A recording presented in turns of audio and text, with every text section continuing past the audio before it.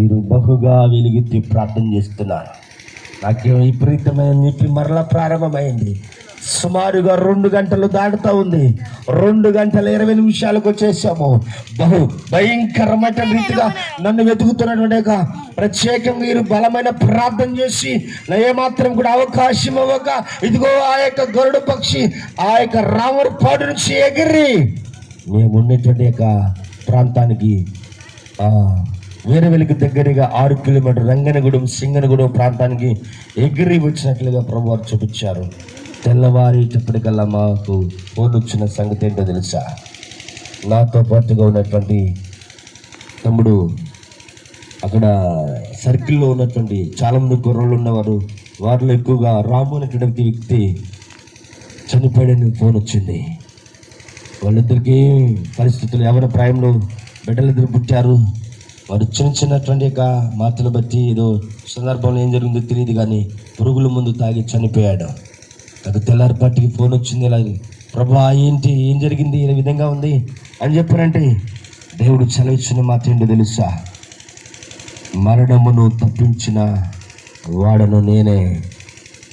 ఇంటిలో మాత్రము 100కి 30% మాత్రమే ఆ యొక్క స్వస్థత వస్తుంది, కానీ మందిరానికి వస్తే మందిరంలో ఉంటే కనుక 100కి 100% స్వస్థత కలిగిందని ఒక ప్రత్యేకమైన దర్శనం ద్వారా దేవుడు మాట్లాడడం జరిగింది. దేవునికి స్తోత్రం చెప్పండి.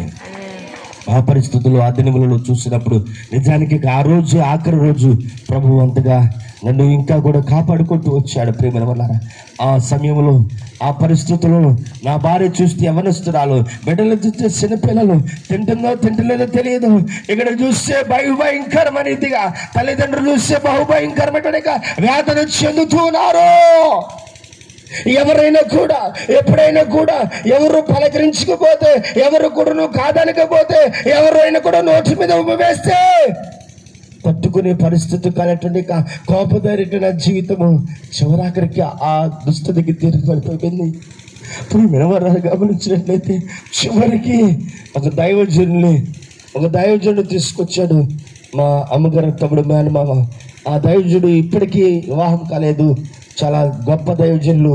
వారు ప్రార్థన చేస్తే వారు అపోస్తుల్లోని వారు ప్రయోగించబడుతున్నారు. వారు ప్రార్థన చేశారు. పిల్లారా, ఇదిగో ఆ సమయంలో ఆహారం లేనటువంటి నాకు 22 రోజులు భోజనం ఆహారం లేక అయ్యో తినకపోయినప్పటికీ కూడాను మోసనటువంటి రోజుకి కలర్ మారుతున్న నా జీవితంలో ప్రేమల వర్రరా దైవజనుడు నా పేరు అడిగి ప్రార్థన చేసి లేచి నిలబడమన్నాడు. లేచి నిలబడ్డాను. పరిగెత్తమన్నాడు. పరిగెత్తాను. తిరిగి మరి పరిగెత్తరమ్మన్నాడు. పరిగెత్తుకొచ్చాను. మరలా ప్రార్థన చేశాడు. ఆకలి అవుతుందంటే మా చిన్నమ్మ చెట్టుపొడిసారి కాసింది. ఆ రోజు అమ్మా నాకు ఆకలేస్తుంది అన్నాను.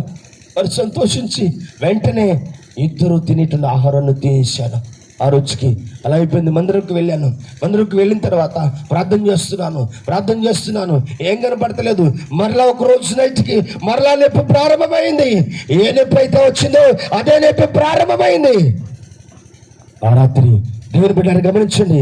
ఆ రాత్రి దేవుని యొక్క మహాకృపను బట్టి మా అమ్మగారు నాన్నగారు చాలా పెద్ద వయసు, ఆగురుల పనికివాడు, చాలా గొప్ప పని చేసేవాడు, చాలా గట్టి మనిషి అయిన వాడు. ఆయన ఒకరోజు ఎలాగో మంచం మీద పడుకున్నాడు. నాకు బలమైన నొప్పి వస్తుంది, అందరూ ప్రార్థన చేస్తున్నారు, నూనె రాశారు, తట్టుకోలేని పరిస్థితిగా ఉంది. ఆ సమయంలో పుట్టారు గమనించినట్లయితే మా తాతయ్య గారు లేచి ఆయనంతటికి ఆయనే జాతరలో సంబరాలు ఏ రీతిగా చేస్తారో అలా ఎగురుతూ ఉన్నాడు. వారు గమనించారు, ఇది దుష్టుడు పని, ఇది అపవాది దాడి చేసింది, ఇది చీకటాత్మే కనుక ఇంకా బలమైన రీతిగా మందిరం చుట్టూ తలుపులు వేశారు. మందిరం యొక్క కిటికీలు తలుపు వేశారు. బహుబలంగా ప్రార్థన చేస్తున్నారు. 2 గంటల సమయానికి రాకపోతే 1:40 బాగా ప్రార్థన చేస్తున్నప్పుడు అయ్యో నేను తట్టుకోలేకపోతున్నాను, తలుపు తీయండి, నేను తట్టుకోలేకపోతున్నాను, నా శరీరం కాలిపోతుంది అని చెప్పేసి మా తాతయ్య గారు కేకలు వేస్తూ వీళ్ళు గమనించారు. ఎప్పుడైతే అలా కేకలు వేస్తున్నాను, ఇది దుష్టుడు పని, ఇంకా వారు ప్రయోగం చేశారు అని గమనించి అప్పుడు వారు ఎలుగెత్తి ప్రార్థన చేస్తూ ఉంటే ఆ ఊరు మొత్తం కూడా ఏర్పడిందట. ప్రేమిన వాళ్ళరా వెంటనే తలుపు తీశారు. విత్ ఇన్ సెకండ్లో మా తాతగారు ఒక్క బోర్లకు పడిపోయాడు. అంతే, బోర్లుగా పడిపోయిస్తారు. ఆయన కోసం ఒక 10 నిమిషాలు ప్రార్థన చేశారు.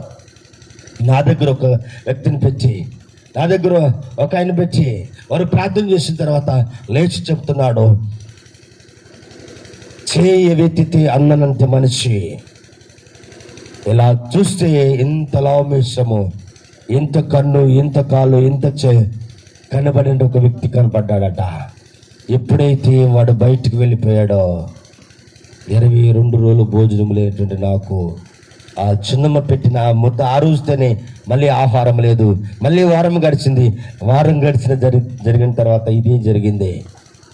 ఉదయాన అత్తులు లేకపోతే ఇడ్లీ కొరకు పిండి నానబెట్టారు. 2 గంటల సమయానికి ఆకలి వేస్తుంది.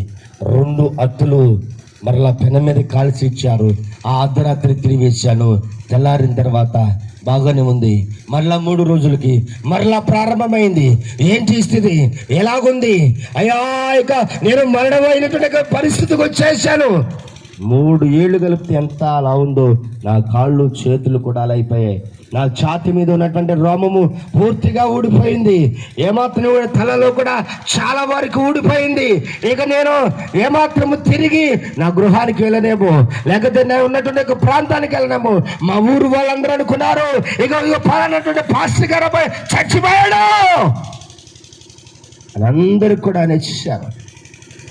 భార్య వ్యాధులు చెందుతుంది, బిడ్డలు చూస్తే చిన్న పిల్లలు ఉన్నారు. చివరికి తల్లిదండ్రులు చూస్తే ప్రార్థన విధానంలోనే దేవుని నమ్ముకున్న ప్రభువా నీ మాట కోసం వచ్చాము, ఈ పరిస్థితి ఏంటనేటువంటి విధానం ఉన్నారు. చివరి అక్కడికి ఒక వారం రోజులు అయిన తర్వాత ప్రార్థన చేస్తుంటే ప్రభువారు నాకే చూపించాడు, ఇదిగో 9 మంది కలిసి సర్వే చేయటానికి ఇళ్ల స్థలాలకు ఏదైతే గొలుసు ఉందో అదే గొలుసు రావడ భూమిలో ఎకరం పొలములో రౌండ్గా దానిని కనపడినట్టుగా గొలుసు పాతి పెట్టి ఆ 2 బయట పక్కములో 9 మంది చాదబాటు చేసే వాళ్ళు ఉన్నారు. ఆ కుటుంబము కూడా ఎవరైతే ఏ కుటుంబం అయితే ఉందో, ఎంతమంది పిల్లలు ఉన్నారు, నా కుటుంబాన్ని స్పష్టంగా దేవుడు చూపించాడు. ప్రియమైన బిడ్డారా, ఇక ఏమాత్రము కూడా ఈ భీతి దాటి, అంటే ఇక ఆ రోజులు ఇక చివరికి ఇక ఏంటంటే డిసెంబర్ మాసంలో ఇక పండుగ దినాలు దాటి జనవరిలోకి రాకూడదు అని చెప్పించారు. ఆ పరిస్థితుల్లో ఉన్నటువంటి నేను దేవునికి చూపించిన మేరకు అప్పుడు అంటున్నాను, ఆ భార్యకు తెలియదు. నేను నా పరిస్థితిని బట్టి కూడా తెలియపరచడానికి నా భార్యను నా దగ్గర ఉంచలేదు. నేను దేవుని యొక్క సన్నిధిలో ఉన్నాను. ఇదిగో బిడ్డలు చూస్తే చిన్నపిల్లలు వారు తినడానికి అవకాశం లేదు, చెప్పుకోవడానికి అవకాశం లేదు, వేదన చెందుతున్నాము. ఏ విధముగా చూసినా కానీ ఒకరికొకరు కూడా మాట్లాడుకునే అవకాశం లేదు. కనీసం యవనస్తులు కదా, సంతోషం అంటున్నది లేకుండా పడిన జీవితాలు మావి. ఏమైనా దేవుని బిడ్డలారా, ఆ సమయంలో ప్రభు యొక్క కృపను బట్టి మధ్యరాత్రి వేళ 1:30 దేవునికి నేను ఒక మాట ఇవ్వటం ప్రారంభించాను. ప్రభువా, నేను బ్రతికితే గనక ఇప్పటి వరకు ఏ పని అయితే చేశానో నీకు వ్యతిరేకంగా నేను ఏ పని కొడుకు చేయలేయా. బ్రతికితే నీ పని కొరకు వాడుకో, లేకపోతే ఈ రాత్రి తీసివేసుకోమని దేవుని సన్నిధిలో మొరపెట్టే మీరు వాళ్ళరా.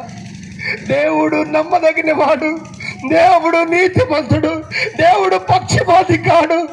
ఎప్పుడైతే నేను ఇగో చేసినవన్నీ కూడా ప్రభు సన్నిధిలో ఒప్పుకొని విడిచిపెట్టాను, నా ప్రభు అప్పుడు దానికి కుమరబట్టి సమర్పణ కలిగినటువంటి స్థితిని ఏర్పాటు చేశాడు. అయ్యా, నేను బ్రతికితే కనుక నీకోసమే బ్రతుకుతానయ్యా. నాకు ఈ లోకములు ఏది అవసరం లేదు. భార్య చూస్తే వయసులో ఉంది, బిడ్డలు చూస్తే చిన్న పిల్లలైన వారు ఎదురున్నారు. అయ్యా, నీ పని కొరకు బ్రతికిస్తే బ్రతికించు, లేకపోతే తీసివేసుకొని ప్రభు సన్నిధిలో ఎక్కినప్పుడు ప్రభు వారు ఎంతగానో కూడా పిల్లారా, దేవునికి ఇచ్చిన మాటను బట్టి ఆయన దైవజనురాలతో మాట్లాడటండి, నా కుమారుడా నా మాటకు లోబడితే నేను బాగు చేస్తాను మాట గుర్తుకొచ్చింది. నిజంగా నేను దేవుని సేవ చేయాలి, ఏదో నామకర్త కాదు, ఏదో చేస్తున్న సేవని కాదు పిల్లారా. ఇక జరిగినదంతా ఒక్కొక్కదాన్ని దేవుడు చూపిస్తుంటే ప్రభు సన్నిధిలో ఇంకా 12 రోజులు ఒప్పుకొని దేవుడి సన్నిధిలో ఎవరైతే నాకు చేతబడి చేశారో వారు 5, 9 మందిలో 4 చచ్చిపోవడం దేవుడు నాకు కళ్ళారా చూపించారు. వాస్తవంగా రియల్గా జరిగింది. వారు కొన్నటువంటి ధనమేంటో, బంగారమేంటో, ఆస్తులేంటో, వారు ఎలాంటి వస్త్రాలు వేస్తారో, కారు ఉందో, బండి ఉందో, పొలం ఉందో లేదో, ఆ 9 మంది డీటెయిల్స్ మొత్తం ప్రభు వారు నాకు చూపించాడు. ఆ చూపించిన మేరకు 5 మిగిలారు, 4 చనిపోయారు. నా ప్రియమైన దేవుని బిడ్డలారా, ఎందుకో తెలుసా? నేను నమ్మదగిన వాడు, నన్ను బ్రతికించగలిగిన వాడు అయి ఉన్నాడు. నేను ఏమాత్రము కూడా దేవునికి మాట ఇచ్చా. ఇప్పటికి 16 సంవత్సరాలు సేవ చేయటానికి సమర్పణ చావగలిగి 16 సంవత్సరాల నుంచి కూడా ఏ పనికి వెళ్ళకోకుండా నా భార్య బిడ్డలు సేవలో ఎన్నో పరిస్థితులు అనుభవిస్తూ ఎన్నో వేదన, శోధన, నిందలు, అవమానాలు పడుతూ పరిచర్య కొనసాగించబడుతున్నప్పుడు అక్కడే కొంతమంది తిరుగుబాటు చేసి ఇక ఎట్టొచ్చినాడు బాగుపడుతున్నాడు, ఎట్టొచ్చినాడు ఇలా చేస్తున్నాడు తిరుగుబాటు చేసి దేవుడు చూపిస్తున్న స్థలం నుంచి బయటికి వెళ్ళగొట్టి అక్కడే వారు వేస్తున్న చేతులతో వారే మీరే తీసేయండి, మేము మాత్రం తీమని వాళ్ళకి ఒక దుష్టుని యొక్క స్వభావము ఒకరిలోకి దొరపడి అక్కడి నుంచి మమ్మల్ని బయటికి గెంటేశారు. ప్రభు చూపే స్థలంలో ఆయన మరణించిన ప్రభు కొరకే, జీవించిన ప్రభు కొరకే దారాలు వేసుకొని ఎండ సమయంలో ఆరాధన ఆకోకుండా పస్తులుండి అద్దెకు వండుకోట అవకాశం లేకపోయినా చెట్టు కింద ఉండి ఆ దారాల కింద ఉంటూ సామాన్యము చూసి అగ్గిలో పడి పరిచర్యలో దేవుడి మాట ప్రకారంగా ఆ స్థలముని విడవక, ఆ ప్రాంతాన్ని విడవక నా జీవితాన్ని కొనసాగిస్తున్న సమయంలో ఒక తల్లితో ప్రభు మాట్లాడాడు. ఆమె పేరు మరియమ్మ. నా బిడ్డలు వేదన చెందుతుంటే కళ్ళు మూసుకొని ఉంటున్నావేమిటానని ప్రభు మాట్లాడితే ఒక రాత్రికి రాత్రి బయలుదేరి వచ్చేసి, అయా మమ్మల్ని క్షమించండి, అయా మమ్మల్ని క్షమించండి, అయా రండి, మీరు ఎవరు ఆశ్రయించకపోయినా ఇదిగో నాకు దేవుడు నాతో మాట్లాడాడు, రండి అయ్యా, రండి వచ్చి ఈ స్థలంలో ఉండండి, మీరు ఎంతకాలం ఉంటారో అంతకాలం ఉండండి అని బ్రతిమలాడితే ఎప్పటికో 2 రోజులకి వెళ్ళాం. ఆయన అక్కడ ఉండి ఉన్న కాలంలో, ఉన్న సమయంలో, ఉన్న చోటే పరిచర్య కొనసాగించి ప్రభుత్వ మహిమను, ఆయన నామానికి మహిమ తెచ్చే వారిగా ఉండాలి. కానీ ఏది జరిగినా కానీ దేవుని చిత్తమని చెప్పేసి అలా కొనసాగిస్తున్న సమయంలో దేవుని మహాకృపను బట్టి ఒక నూతనమైన స్థలము 10 సెంట్లు బావు కొనటం జరిగింది. అది మాకున్నటువంటి ఆస్తిని అమ్మివేసి దానిలో కొంత తీసుకుని వచ్చి దాన్ని కొనటం జరిగింది. అలా కొనసాగిస్తున్న సమయంలో ప్రభు ఒక వాగ్దానం చేసి ఒక ప్రత్యేకంగా అప్పటికి 2 బాబు, తర్వాత పాప, తర్వాత 3వ గర్భం విషయమై ప్రభు చూపించినటువంటి మేరకు ఒక వాగ్దానం చేశాడు. 3 బిడ్డలు కూడా దేవుడు వాగ్దానంతో ఇచ్చాడు. నాన్నగారికి ముందే దర్శనం చూపించి, అమ్మగారైతే 2వ సంతానం పడిన పాపకు కూడా మగపిల్లోడే వాస్తవానికి. కానీ అమ్మగారు ఏం చేసిందంటే ఆ మగపిల్లోడు కాదు, నాకు ఆడపిల్ల కావాలని పట్టుబట్టి గర్భము ఎప్పుడైతే దాల్చడం ప్రారంభించిందో అప్పటి నుంచి కూడా ప్రియమైన వాళ్ళారా ఆమె ఏం చేసిందంటే ఆ ఉన్నటువంటి శుక్రవారాలు ఉపవాసం ఉండి ప్రార్థన చేయడం ప్రారంభించింది. దేవుడు ఆమెకు కూడా మగపిల్లోనే చూపించాడు. చివరికి వచ్చేటప్పటికి 6 మాసాలు దాటి 7వ మాసానికి వచ్చేటప్పటికల్లా మగబిడ్డ కాదు ఆడబిడ్డని మరలా చూపించాడు. వాస్తవానికి 2వ కాన్పులో ఆమెకు చూపించిన మనకు ఆడపిల్లే పుట్టింది. 3వ కాన్పుకి వచ్చేటప్పటికి దేవుడు తండ్రి మా నాన్నగారితో మాట్లాడి మా నాన్నగారితో చెప్పాడు, ఇదిగో నీ కుమారుని పుట్టబోయేటటువంటి కుమారుడికి జక్కరయ్య అని నామకరణ చేయని బిడ్డ పుట్టక మునిపే ప్రకటన చేయడం జరిగింది. ప్రియమైన వారు గమనించండి, ఇది రియల్. మీ మధ్యలో ఉన్నారు వారు. నా ప్రియమైన దేవుని బిడ్డలారా, ఎప్పుడైతే దేవుడు ఆ వాగ్దానం చేసి ఇచ్చాడో నేను నర్సు మీద కూడా కేసు వేస్తానన్నాను. ఎందుకని? గవర్నమెంట్ ఒకరైతే ముద్దు, ఇద్దరైతే వద్దు. ఒకలే ముద్దు. ఎప్పుడు? చంద్రబాబు నాయుడు గారేట అంటే ఎన్టీఆర్ యొక్క విధానంలో చూసినప్పుడు అలాంటి పరిస్థితులు ప్రేమ వాళ్ళని గమనించండి. అలా ఉన్నప్పుడు నేను అన్నాను, ఏమవరవి అనడానికి మా ఇష్టం అని నీ మీద కేసేస్తాను, పదా గవర్నమెంట్ నర్సు నేనే నీ మీద కేసేస్తానని ఆ విధంగా సమయంలో మీద అంట వల్ల ప్రభు కృపను బట్టి పిల్లరా అలా కొనసాగించబడింది. దేవుని మహాకృపను బట్టి 2 బాబుల మధ్యలో పాపనిచ్చాడు. దేవునికి స్తోత్రం చెప్పండి. ఈ రోజుకు కూడా దేవుని సేవలో ఎక్కడ జీతము తీసుకోకుండా దేవుని పరిచర్లో ఉన్నాము. ఇక్కడ ఈ విధమైన భారము, బాధ్యత, కష్టము ఎంతైనా కూడా ఖర్చు అయినప్పటికీ ఎందుకు పెట్టామంటే ఈ ప్రాంతంలో నాలాంటి పరిస్థితుల్లో ఉన్నవాడు చాలామంది ఉన్నారు కాబట్టి. అందుకే ఈరోజు దేవుని యొక్క ప్రశస్తమైన విషయాలను చెప్తున్నాను పిల్లరా. ఏమాత్రము కూడా మోసయుక్తమైనటువంటి పరిస్థితి కాదు. నా జీవితం అలా కొనసాగించబడుతున్న పరిస్థితుల్లో సేవలో కూడా రీసెంట్గా గత ఒక 6-7 మాసాలు ఒక మధ్యలో నాన్నగారు కూడా ఎక్స్పైర్ అయిపోయారు అకస్మాత్తుగా. అయినా కానీ యవన ప్రాయంలో ఉన్నటువంటి యొక్క పరిస్థితులలో పరిచర్య ఏ విధంగా చేయాలా మరి తెలియని పరిస్థితుల్లో ఉన్నప్పుడు కూడా ప్రభు వారి చేపట్టుకొని వెన్నుతట్టి నడిపిస్తున్నాడు. మరి కొంతకాలము పెద్దపాడు, బాపులపాడు మండల ఫెలోషిప్ యొక్క పాస్టర్ ఫెలోషిప్ యొక్క మరి విధానంలో నేను కూడా ఒక ప్రెసిడెంట్గా చేశాను. ఆ విధమే కాదు పిల్లరా, దయచేసి ఒక విషయాన్ని జ్ఞాపకం చేస్తున్నాను. ఈరోజు ఈ విధంగా నిలబడటానికి కారణం ఏంటో తెలుసా?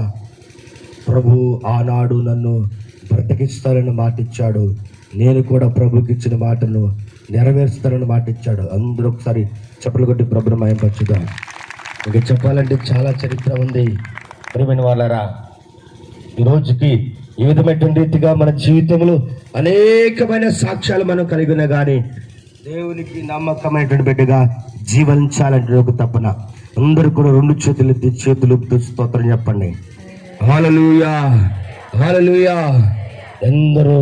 ఎందరో ప్రభువారు ఆ రీతిగా నన్ను బ్రతికించి అనేకులు ఎదుట సాక్షాత్తంగా నిలబెట్టుతున్నాడు.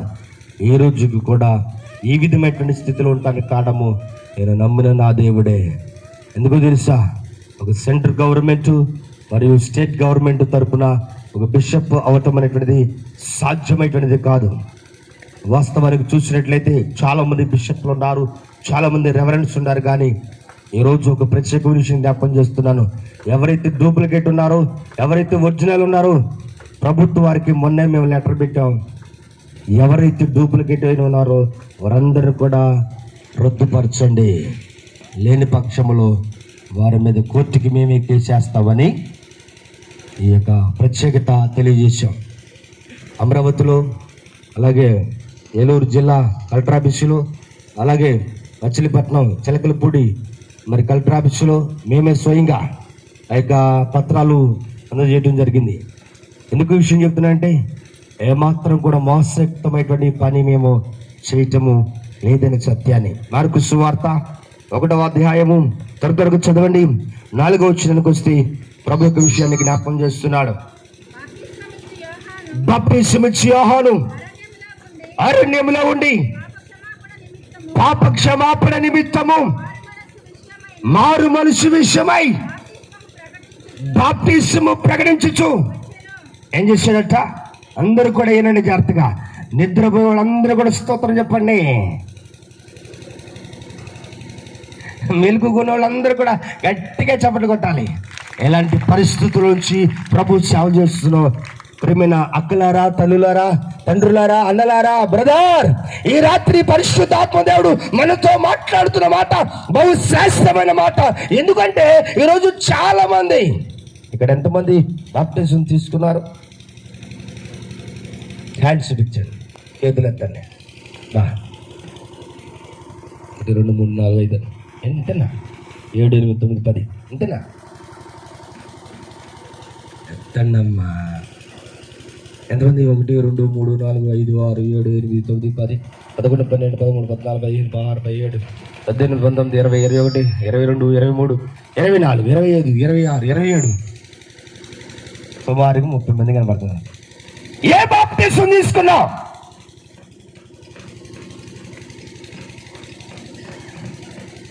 ఏ బాప్తిసము? చదండి. మార్కు సువార్త 1:4 ప్రకారం చూస్తే చాలా శ్రేష్టమైన కొద్ది మాటలు జ్ఞాపకం చేసుకుని ముగించేసుకుందాం. ఈ రాత్రి పరిశుద్ధాత్మ దేవుడు మనతో మాట్లాడుతున్న గొప్ప సంగతి మనం చూద్దాం.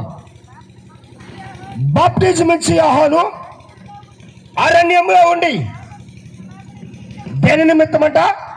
నెంబర్ 1 పాప క్షమాపణ నిమిత్తము మారు మనసు విషయమై. ఎన్ని కనపడుతున్నాయి ఇక్కడ? అందరూ చెప్పాలి. పాప క్షమాపణ, మారు చెప్పాలి, మారు మనసు. మూడవది బాప్టిజము. ఒకటేమో పాప క్షమాపణ, రెండోదేమో మారు మనసు, మూడోదేమో బాప్టిజం. ఏ బాప్టిజం తీసుకున్నప్పుడు? నేను మారు మనసు బాప్టిజం ఉన్న వాళ్ళు చేయత్తాను. ఇప్పుడు మారు మనసు బాప్టిజం 1 2 3 4 5 6 7.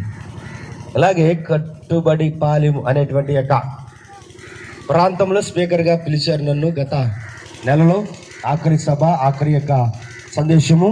సుమారుగా 600 లోపు లేకపోతే 400 అలా ఉంటారు. ఇదే విషయాన్ని అడిగినప్పుడు ముందేమో అందరూ బాగా ఎత్తారు మారు మనసు బాప్టిజం అనగానే అక్కాయి ఒక్కతే ఎత్తింది. ఏంటి ఒక్కదాని ఎత్తామంటే ఎవరు మాట్లాడదా? ఎవరి కాళ్ళే ఒకరు చూసుకున్నారు. ప్రియమైన వారు ఈ విషయాన్ని గమనించినట్లయితే పాప క్షమాపణ నిమిత్తము మారు మనసు విషయమై బాప్టిజమును ప్రకటించుచు వచ్చెను. ఎలా వచ్చానట? ఏం కావాలి?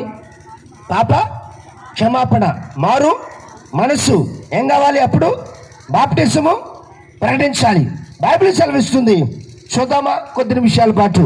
అపొస్తలుల కార్యములు 17వ అధ్యాయము 30వ వచనము. త్వరగా చదవండి. అపొస్తలు అజ్ఞాన కాలంలో దేవుడు చూచి చూడనట్టుగా ఉండను, ఇప్పుడైతే అంతటను అందరూ అజ్ఞాన కాలంలో చూచి చూడనట్టుగా వదిలేశాడు, కానీ ఇప్పుడైతే అంతటా అందరూ మారు మనసు. హల్లెలూయా. చేతులెత్తుదాం, దగ్గరగా స్తోత్రం చెబుదాం. ఏమంటున్నాడు? అంతటా అందరూ మారు మనసు పొందాలని చెప్తున్నాడు. ఏ మనసు అంట? మారు మనసు. అజ్ఞాన కాలంలో చూసి చూడనట్టుగా వదిలేశాడు, ఇప్పుడైతే అంతటా అందరూ మారు మనసు పొందాలని మనుషులకు ఆజ్ఞాపిస్తున్నాడు. ఎవరికంట? మనుషులకు ఆజ్ఞాపిస్తున్నాడు. కొందరైతే 2 పీటర్ చాప్టర్ 3 వర్స్ నెంబర్ 9, 2వ పేతురు రాసిన పత్రిక. కొందరు దాన్ని గురించి, అయ్యా మారు మనసు పొందుతావా, అమ్మ మారు మనసు పొందుతావా, దేవుని కుమారుడిగా ఉంటావా, దేవుని కుమార్తెగా ఉంటావా అంటే, అయ్యా నా వయసు ఏం పోయింది, నా శరీరము మృతపడలేదుగా, పళ్ళు ఊడిపోలేదుగా, ఆరోగ్యం బాగానుంది, శరీరంలో ఏది కూడా బలహీనత చెందలేదుగా, నేను అప్పుడే మారు మనసు పొందటవా? అందుకంటున్నాడు కదా, కొందరు ఆలస్యమని ఎంచి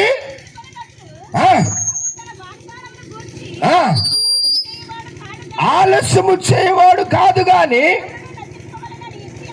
ఇచ్చేయక కోరుచు ఉన్నాడు. అయితే